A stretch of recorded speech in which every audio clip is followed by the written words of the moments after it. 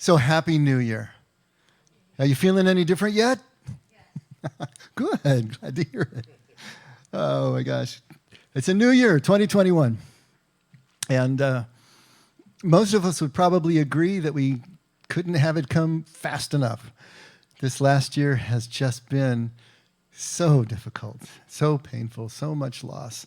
And yet at the same time, we realize that we're just crossing an artificial line here. There's nothing real about it. And yet, it means everything to us as human beings. I remember when Marion and I were first married, the apartment we had was right next to, or part of, a turkey vulture kind of compound commune. They were all up in the eucalyptus trees. And every morning, I loved to watch them. They'd sit there, and they'd just wait until it got warm enough, and then they'd fly off, hit the thermals, and go off to the office every day, And sometimes when it was raining, they just sat there all depressed looking. But they never knew what day it was. They got up on Sunday just like they got up on Monday, and they did their thing. It was just light, and it was dark, light, and dark, light, and dark. They didn't know the difference, That's what it really is in terms of the way that the planets spin and everything. There is no change, but in our minds, it's a big deal. And it should be a big deal. We need to have milestones and markers that mark the changes in our lives. And even though that we know nothing is magically going to change at the beginning of this year, we are hoping and praying for a new trajectory, right? A new direction, a new way forward. With such a year of loss behind us, that was absolutely unimaginable 10 months ago. 10 months ago, did you have any clue, any inkling that we were going to have the last 10 months that we've had? And because of that, 10 months now, I remember I thought it was going to last about 3 weeks and we'd be open for Easter, 10 months of this has created a mindset. It's created a way of thinking in us. I'm starting to call it fatalistically cynical. How's that? I kind of like that. Fatalistically cynical. It kind of rolls off the tongue. We've been programmed now. We've been programmed for loss in these 10 months. And that's not going to go away even when the year changes over, clicks over, and even when circumstances change, if and when they do. They will change. But that programming is going to lag behind. That programming is not going to automatically change because the circumstances change. And just about, 4 or 5 nights ago, our little dog, I call her Rooner, went out into the back to do her business like she does every night, just bolted out there, went out. And then all of a sudden, Marion and I just hear her screaming, rah, rah, rah, rah, jumping up. What the heck's going on? She comes back in. She's covered in blood, and we're trying to tend to her and deal with her. And something got her out there. I don't know what it was, if it's a big rat, because she's not very big herself, a raccoon. And then her son-in-law said, I think it may be an owl. And I'm thinking, no, it's not an owl. How could it be an owl? And then I'm walking the dogs last night, and I'm hearing, whoo-hoo. There's owls everywhere. It's like, yeah, maybe it was an owl. Those things completely silent when they swoop in, right? They got the fringes on the feathers. And Mary and I were looking at her again and saying, yeah, there could be puncture marks from the talons. Maybe it was an owl. Poor thing. She never knew what hit her. Just all of a sudden, trunk, but she got away. But guess what now? The owls are gone, and she still won't go out into the backyard. Open up the door, she looks at it, turns around and comes back in. I go out with her, and she comes out one step, looks at me, goes back in. The programming is already there from one incident. It's not going to go away because the owl's not there, because the raccoon's not there, whatever, it's not there. The programming is really hard to change once it gets in there. And it's impossible if we're not even trying. A few weeks ago, I was using the metaphor of Hotel California. You can check out any time you like, but you can never leave because it's a way of thinking. It's a state of being is what they were trying to get across. And I think Billy Joel has the song for us now. It's a New York state of mind, right? We got to make sure that we don't have a 2020 state of mind as we're moving into 2021. We have to realize that we have been programmed, and it's going to take some time for us to turn that ship. But if we're not trying consciously, intentionally, to turn the ship, then of course it's not going to turn. The programming is going to keep reinforcing itself, triggering us to do things that reinforce the programming if we're not consciously aware that we can choose our response to the emotion, our response to the trigger, which we can't control. I was just talking to Nina. Frank was just telling you that she had that car accident. She's still obviously in the hospital. And she's been in the hospital for about 3 weeks now, and at least has a couple more to go. Traumatic, accident. And I texted her, and I just asked for her address, to confirm her address, her snail mail address. I said, I need to send you a letter. She texts right back to me and says, okay, here's my address, but what's this letter about? I can't think of anything that this letter would about except maybe it's some huge tax bill or something. I'm not going to be able to sleep if you don't tell me. Please text me right back and tell me what the letter is about. Programmed for waiting for the next shoe to drop. That wouldn't have normally been her first response. I was sending her a thank you letter for her gift for the Giving Tuesday campaign. But see what happens to us? See what happens when we get programmed. Now, my story, a little bit here. In the last month, I've had 4 deaths that were close to me. Tom Wickersham, who was a longtime member here and moved back to Georgia. And then a suicide of a young man, 32 years old, that I had counseled only once, and we had planned on more counseling, and he ran out of runway. And then my cousin died, a kid that I grew up with up in Santa Maria. And then Aaron, who you may know, Aaron Kearns, his mother died of cancer. And then right on the heels of that, Nina and Angelo have their accident. And right on the heels of that, our dog gets attacked by an owl or something, I don't know what. And then right after that, come down to greet Marion when she's coming home from work, and there's water dripping from the light fixtures because the plumbing overflowed up in the bathroom above. And it's like, when I saw that, it's like, well, of course, yeah, come on, what else now? I'm only 2 days away from the end of this year. What else can happen? It's like you get programmed. You see what has happened, and then you expect it to keep happening. And if we're not careful, it becomes self-fulfilling prophecy. It is so easy to fall into that. Wednesday night, I had the opportunity, actually the honor, to be able to speak to both of the parents of the young man who took his own life a couple of weeks before, in succession, first the father and then the mother. And as you can imagine, it was a difficult conversation. I knew going in, I just tried to prepare myself for whatever I was going to hear and the emotions. And of course, they're in agonizing grief right now. And with all the sense of loss, but also the regret and the recriminations, we process suicide differently than we process natural or accidental deaths. And I went through the Rolodex myself. What did I miss? What could I have done? Should I have tried more? I called him back. We scheduled a follow-up, but then he canceled it. We scheduled another follow-up. It was too late. Was there something more I could have done? Imagine to be the parents and what they're going through right now, what they're thinking about. What could I say to them? I knew that there was nothing I could say that was going to fix the situation. There's nothing I could say that would make them feel better. There's nothing I should be able to say that could make them feel better. The depth of their grief points to the depth of their love and the relationship for their son. The two follow hand in glove. There's nothing we can say to take that away. But what I could do when the conversation moved into a place where they could talk is to say there is a way forward. There is a path that you can follow that will move you through what it is that you're feeling.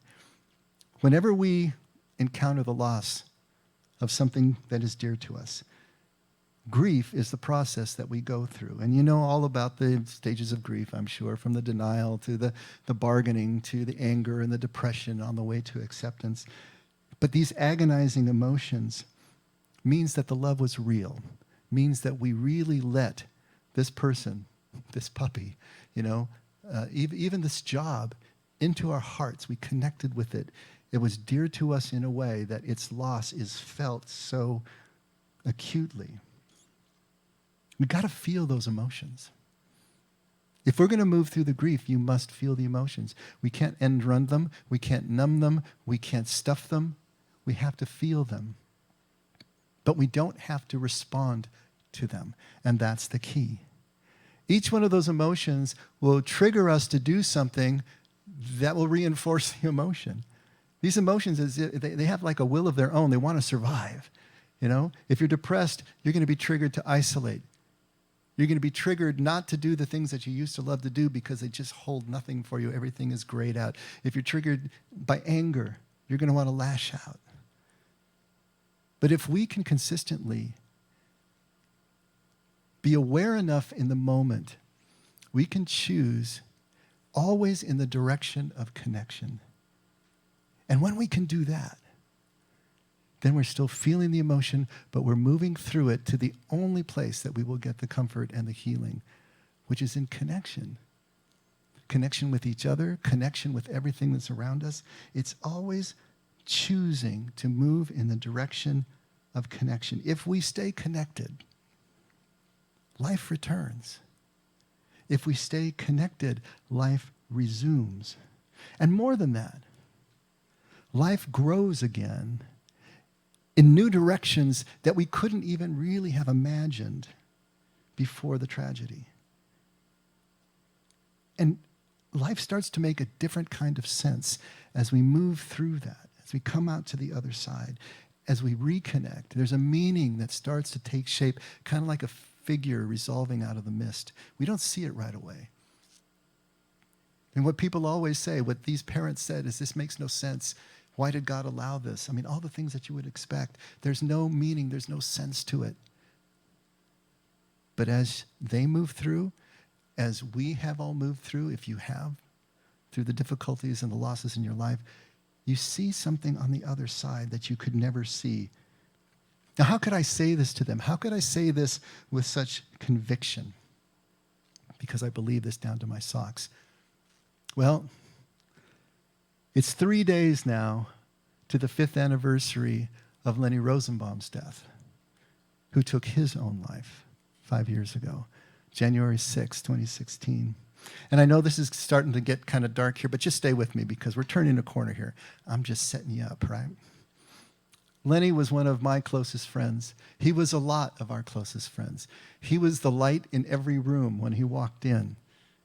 Usually with his 2 little dogs, because he would never part with them. He was eccentric. He was funny.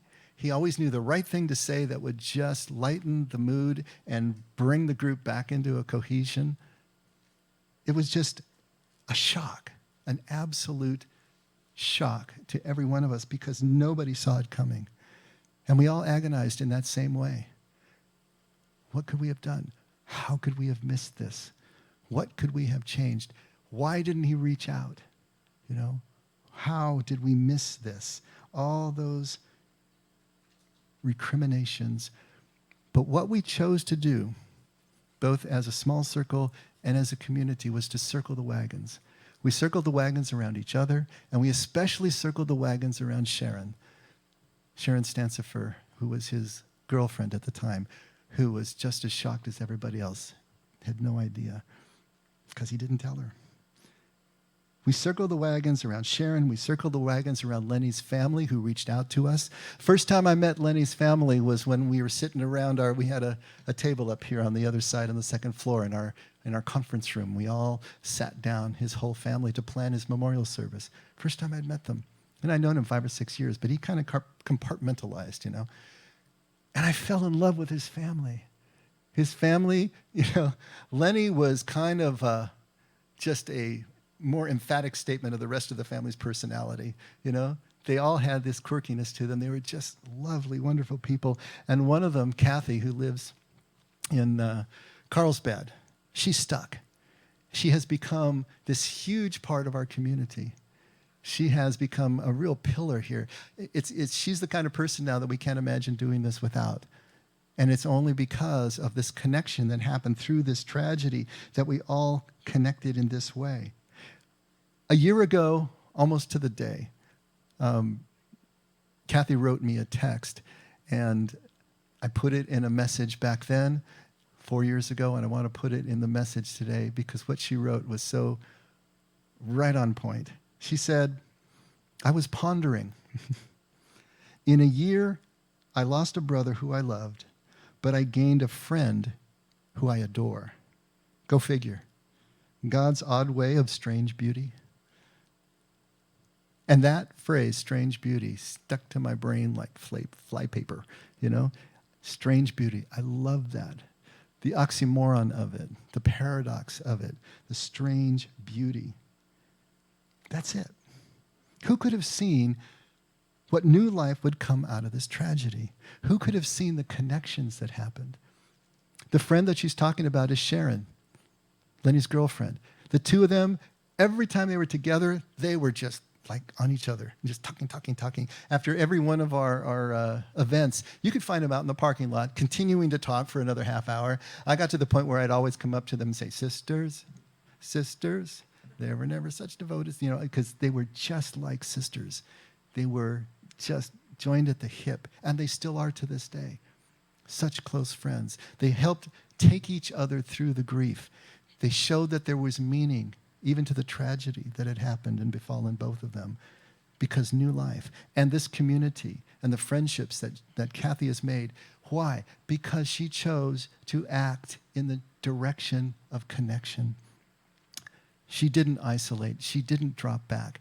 She moved forward. From that day around the conference table to this day now, she has continued to choose connection with all of us. And we've all been touched by her attention and her generosity and just her willingness to be in relationship. New life, healing. Still hurts. To think of Lenny still hurts. And I know it still hurts Sharon. I know it still hurts Kathy and her family. And yet new life, choosing in the direction of connection, always. But even that hurt, when it comes, is overshadowed now with gratitude. Gratitude for the time that we had with Lenny. Not just the pain that it was cut short, but gratitude for the new friends that we may not have ever met otherwise. And for the deepening that only grief can create in us, in our hearts, in our spirits. That deepening that allows us now to comfort other people, to speak with absolute conviction about the way through. Not the way to make it go away, but the way through. In ways that were not possible before. All of this happens when we continue to choose in the direction of connection. After a year of loss like this, many of us are grieving. And you don't necessarily think about it that way. But think of how much you've lost this year. The loss of your ability to connect with your family and friends. The loss maybe of work, loss of revenue, loss of trust in government institutions, just in the fabric of life. You probably know people who've gotten sick. You know people who have died. You know families that have disintegrated possibly, because that has happened rampantly through the lockdown. This has been a year of real loss. Some people proclaim that they've kind of, moved right through, and God bless them. But I know a lot more of us are actually grieving the loss of this last year. And we've been programmed for more loss. And you cannot take that lightly. We're kind of like little dogs afraid to go out in the backyard. We're kind of like Nina now, always waiting for the next shoe to drop. Always expecting a car to come out of the darkness and just turn her life absolutely upside down. We're programmed for this. Now, what if this year changes for the better? Will we be able to change with it? Or are we going to hang on to our 2020 state of mind? What if this year doesn't change quickly enough for us? Can we manage to change anyway? Even if the circumstances are not playing along. You see, right now here at the beginning of this year, we got a choice to make. Will we keep choosing in the direction of connection, or maybe start choosing in the direction of connection after a year of isolation? whatever the circumstances this month, this first quarter bring. If we're not willing to do that, then the 2020 state of mind carries on. And 2021 will look exactly like what we expect it to look like, what we fear, and not what it really is. Jesus had a brilliant way of putting this very phenomenon. Take a look at Matthew 6, starting at verse 22. Brandon, no doubt, has it up there. Look how good he is. The eye is the lamp of the body. So then, if your eye is clear, your whole body will be full of light. But if your eye is bad, your whole body will be full of darkness. If then the light that is in you is darkness, how great is that darkness? Such a simple saying. Now the first part, the first verse, we can read kind of literally, and it makes perfect sense, right? If your eye is good, you're clear, then you're going to see the light. If not, it's going to be darkness. It's the second verse that points to something else going on, something deeper. If the light that is in you is darkness, if the light is darkness, what is he talking about here? If the light is darkness that's in you, how great is that darkness? You see, in English, we can be sort of dimly aware that Jesus is pointing to a metaphor here, right? The second line clues us in big time. He's talking about something more than just physical light and a physical eye. But in Aramaic, in the language that he actually spoke, the metaphor is also literal. And this is something that we miss when we're just reading English. We forget that this ancient language, Hebrew and Aramaic, were layered with meaning. Each word was layered with meaning. And so what Jesus was saying made a whole different level of sense, but it's still literal. We can literally translate these words differently. And there's 5 words there we need to take a look at. And the first one is eye, right? Aina in Aramaic. Eye. It means eye, the way we think of an eye, a physical eye. But you know what it also means? It means appearance. It means face. The face of things, the outer face. It means to look. It means a view. It means an opinion. It literally means a mindset. It's a way of looking. It's the filter that we have in place that allows us to see or not see. Much more than just the eye. The opinion, the mindset. If that is clear, second word, peshita in Aramaic. That word, peshita, means simple, sincere, straight, and true. It's the word that the Aramaic speakers gave to their own Aramaic Bible, both the Old and New Testaments. The oldest Bible that we have that's dated is an Aramaic peshita. Notice the word that they used for it. This rendering, this translation, these words are simple, straight, true, sincere, clear. But in that sense. And if our mindset is simple and sincere and straight and true, then the light will enter our body. That is nura, light in Aramaic.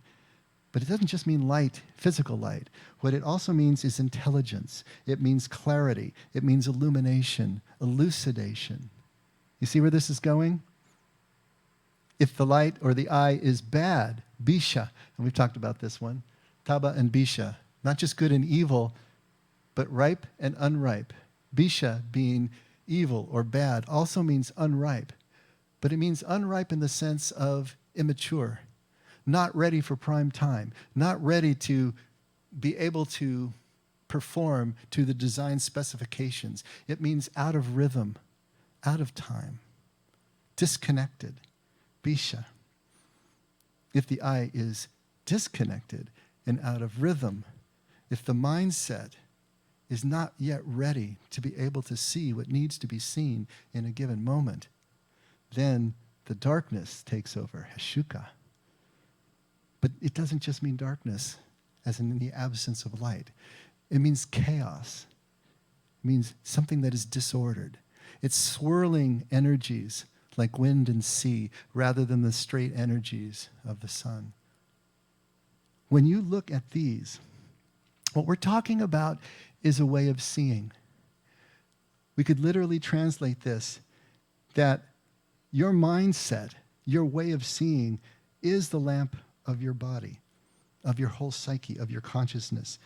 If your mindset, if your way of seeing is simple and sincere and true, think about it. If it's anavim, we've been talking about the anavim for weeks now. If our mindset has that humility, if it has that sense of connection, seeing everything and everyone on the equal plane, then your whole body will be full of this clarity, of this illumination, of this elucidation. But if your mindset is unripe, if it's immature, then your whole body will be full of the chaos and the disorder that comes. Now the second part makes perfect sense. If then, right, that this elucidation in you is really chaos, really disordered, how great is that disorder, is that chaos? This is where Jesus is going.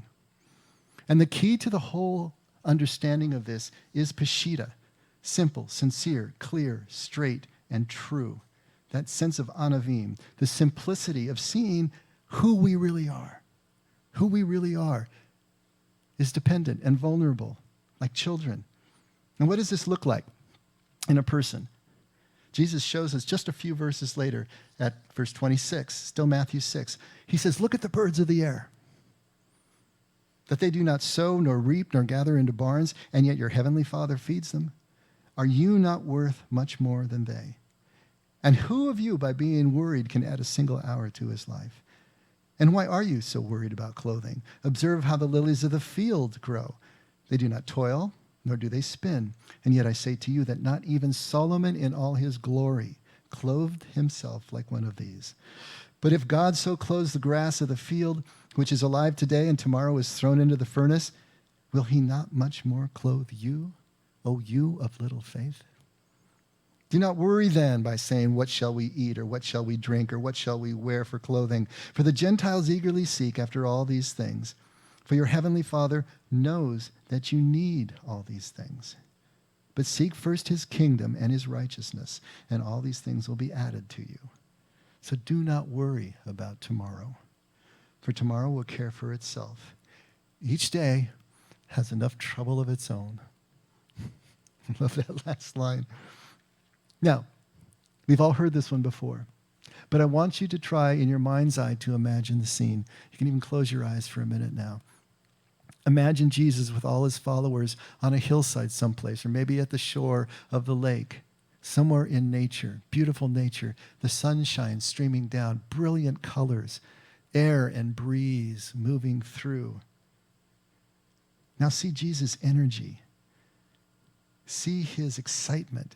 See his childlike sincerity.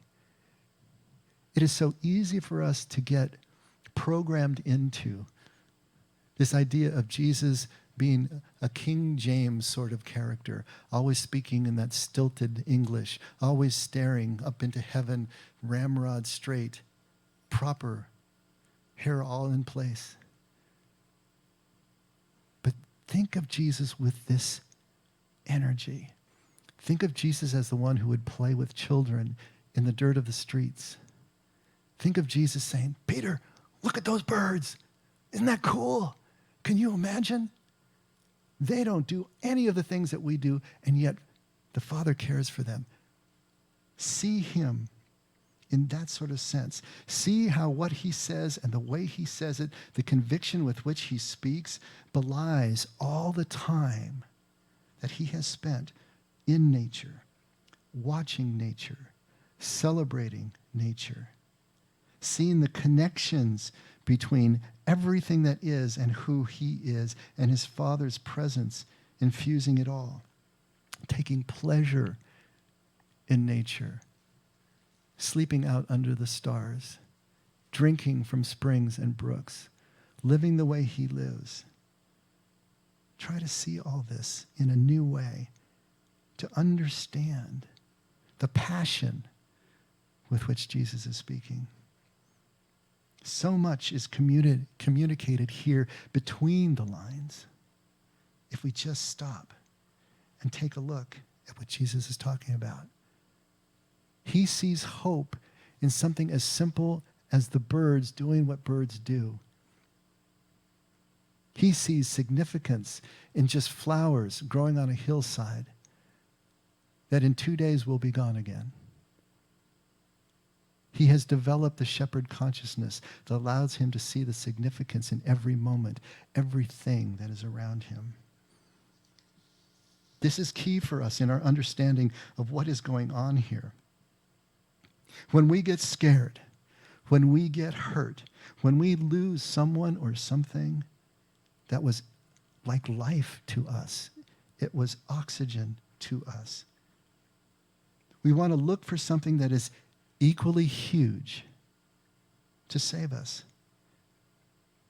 If the grief, if the agonizing pain is so great, if the depression is so deep, then it's got to be something big that's going to pull us out, right? We look for something huge to save us, to protect us, to heal us, to make us whole again, to make us feel secure again. But Jesus is saying, it's not in the big things out there. It's in the tiny things that are right here, all around us. That's where the connection comes from. If we can lean in there, the healing starts to happen. The problem is, Jesus is saying, is not with the things out there, it's with your eye. It's with your mindset. It's with your opinion and the way that you are seeing them. Because the way through is already here. A couple of years ago, I got an email from someone who was really going through it. And she wrote to me, and we corresponded back and forth. And one little string I want to read for you today because I think maybe it'll hammer the point home. She wrote, "Panic buttons all on fire." Can you all relate? Panic buttons all on fire. But trying to trust just for this moment. Trying to roll things over to God. I am part of the ocean. I am not the ocean. Anyway, that's the silly phrase that kept rolling through my head during my prayer time this morning. I am part of the ocean. I am not the ocean. I wrote back to her, when you say you're rolling things over to God, I'm wondering how you envision that working. I've made a shift in my thinking on this. I was taught and used to think that there was power that God was holding that I needed to somehow extract from him through prayer or worthiness or even just persistence. But what I've come to understand of God's love is that he's already given me everything there is to give. He's never and would never withhold anything from me. His decisions about and for me have already and always been made. So my prayers or efforts are no longer for God to release something to me sometime in the future, but to give me the strength, to give me the sight, to make the choice, and enact picking up what is already mine in this moment. It's still God's empowerment working through me, but takes me out of a passive position and into the hot seat in terms of deciding to act in partnership with God right now. This moment, writing to you, has been a decision to move beyond any funk or inadequacy I feel and use what is already present in me to try to make a difference. And it's helping. This moment. Next moment, after I hit send, will be another choice, another opportunity to do the same. Will I? I don't know. But if I don't, there's another moment coming right after. So yes, you're part of the ocean and not the ocean, but the ocean is already there. It's not one big solution. We may look for that. We may want that. We want to switch to flip. But Jesus is saying, it's not one big solution. It's always choosing in the direction of connection, moment by moment, right? Every time we choose, every time we look, every single moment has a choice. In fact, the way that you know that you're in a moment is because you got a choice to make. You can choose to lean in, you can choose to connect, or you can choose to hold back. God's love is always there. God's presence is always there like the sunshine. Can't do anything about it. It falls on the just and the unjust, the righteous and the unrighteous alike. It moves in all directions. Can't attenuate it. Now, you can go stand in the shade if you want to, but that doesn't change the nature of the light. It is what it is. George, the father of the young man who took his life, he told me that he was best in these last couple of weeks when he was playing with his grandchildren. He felt best when he was helping his daughter move as she was moving to a new home.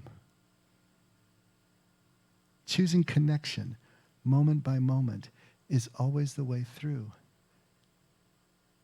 It's funny how he didn't necessarily see that connection, that he felt better when he was connected in that way, when he was entering his children's world, his grandchildren's world down on the floor, and he felt finally a release. And the next moment, of course, it all comes crushing back down again. But that's the nature of it.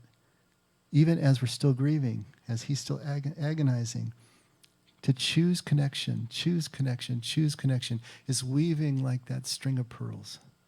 We think it's all one thing, but it's not. It's moment by moment by moment. And finally, you've got a necklace. You've got something that is characterized by connection because you keep choosing it. But every moment is the choice. Every moment, we have to come back to that choice. It seems like Richard Rohr was on the same track this week in his one of his contemplations, the little emails that he sends out. He wrote this: contemplation happens to everyone. It happens in moments when we are open, undefended, and immediately present. He quoted that from Gerald May. Contemplation happens in moments when we are open, undefended, and immediately present. Rohr writes, after 50 years of practicing contemplation, my immediate response to most situations still includes attachment, defensiveness, judgment, control, analysis. I am better at calculating than contemplating. A good New Year's practice for us would be to admit that most of us start there. The false self seems to have the first gaze at almost everything. On my better days, when I'm open, undefended, and immediately present, in other words, choosing in the direction of connection, I can sometimes begin with a contemplative mind and heart. Most of the time, I can get there later and even end there, but it is usually a second gaze. The true self seems to always be ridden and blinded by the defensive needs of the separate self. It's an hour-by-hour battle, at least for me. I can see why all spiritual traditions insist on some form of daily prayer. In fact, morning, midday, evening, and before we go to bed prayer would be a good idea too. Otherwise, we can assume that we will fall right back in the cruise control of small and personal self-interest, the pitiable and fragile smaller self. Day by day, hour by hour, moment by moment choices that we make to enter simply into the moment and to connect or not. Each choice, though, that we make to enter these small moments make our eye more clear, make our mindset more pashita, more simple, more sincere, more straight, more true, more anavim, and more grateful. That's the key. Can we hit the gratitude? The ancient liturgies that we've been talking about, or at least talked about last week, always had calls to prayer. Always had calls back to awareness, to presence. What were the church bells all about that rang at intervals throughout the day? But to call people throughout the village back to that mindset of prayer, and sometimes calling them to the church to corporately connect with each other in prayer. We need to create our own personal liturgies for ourselves, our own personal calls to prayer, to reconnection, if we want to drop this 2020 state of mind, drop the baggage that we've been maybe carrying around for 30, 40, 50 years, if we really want to move through, if we really want to heal, this is what it looks like. This is what it takes. It can come from all sorts of directions. There's a little bird. I don't know if it's the same one or different ones, but my office is in a loft, and it's got windows all around. And I was sitting there one day, and all of a sudden I hear tap, tap, tap, tap, tap, tap, tap, tap, tap. And I'm looking around, what is that? Are the pipes starting to bang? What's going on here? And it took me a few minutes to realize there's a little bird sitting on the ledge of one of the windows, and I don't know if he can see his reflection or what he's doing out there, but he's tapping, tap, tap, tap, tap, tap, tap. And then the next time it happened a few days later, I happened to look at my phone, and it was 11:11. These repeating numbers, this is something that Marion and I, it's become a kind of a running thing with us now, because she noticed it first. Every time she looked at the clock, it was 11:11, or it was 1:11, or it was 1:22, but the repeating numbers. And then we all both started, and then I'd see it, and I'd call her, and she'd see it, and she'd call me. And then I looked it up on the internet, and it's like it's a thing. People seen repeating numbers, and what does it mean? Does it mean anything? I don't know if it means anything, but it means something to me. And being able to play back and forth with Marion, it's a call back to awareness. It's a call to reconnection. It's a call to just God's hand, on the shoulder, at the small of the back. And this bird tapping and looking at 1:11. So the next time I heard it, I quickly looked at the clock. It was another significant number, another repeating number. And for like several weeks, every time the bird tapped, it was a significant number. And it became a thing. To hear that bird tapping became, for me, a call back to prayer. Now, he's been doing it again, and he's all messed up on the clock. He's not doing it anymore, Because I looked and said, 4:26, that doesn't really ring a bell. It doesn't matter. It still brings me back to that wondrous little child saying, isn't this cool? It makes me smile every time I hear that bird going. And then I have to find him. And it just takes me out of whatever I'm doing and brings me back in again. It's a call to prayer. It's a call to awareness.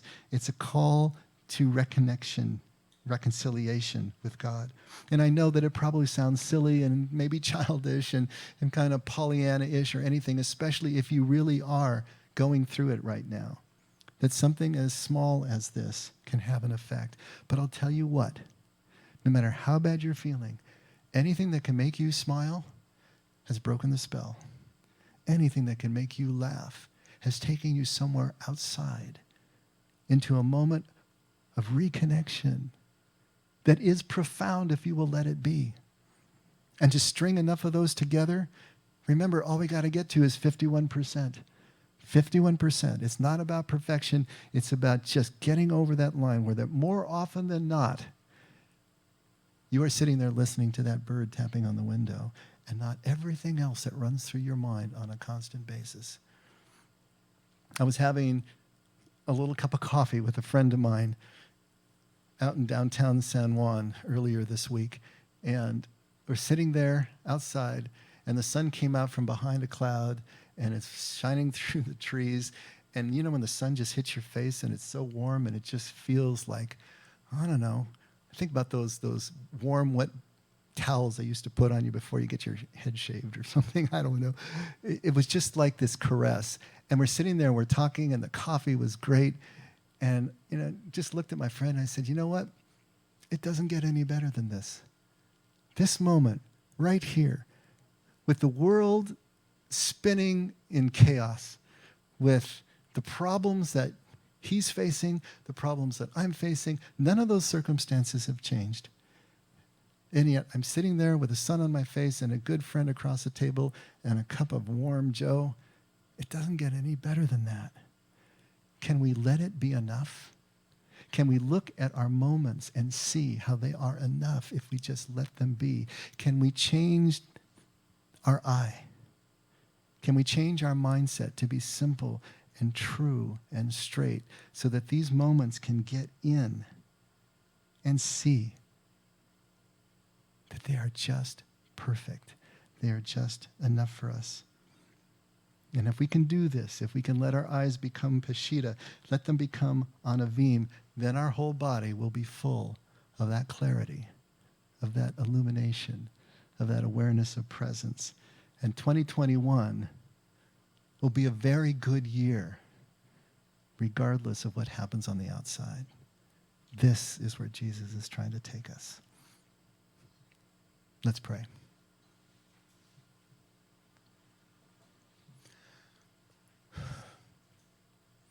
Father, thank you for the seemingly random things that happen, that if we're paying attention, are not random at all to us, but can be deeply significant to us, that can be calls back to prayer, calls back to you, and the awareness of your presence all around us. Make us more sensitive to these things. Make us more willing to look at life from 3 feet off the ground, the way a child would, and see all the things that we miss at 60 miles an hour from 5 or 6 feet off the ground. Father, lower our perspective. Open up our hearts. Allow us to be open and undefended and vulnerable and dependent enough to see the joy in the simplest things that happen, so that nothing needs to change in order for us to know that we are your children and we have a seat at the table. Thank you for this new year as we started. We do pray for our world, our nation, our communities, and the turmoil that they're going through, and for the people who are really struggling through all of this, including ourselves. But we mostly pray for a change of mind and heart that will allow us to see you in the new year regardless. Thank you, Father. Never let us forget. We can only do any of this in love because you loved us first.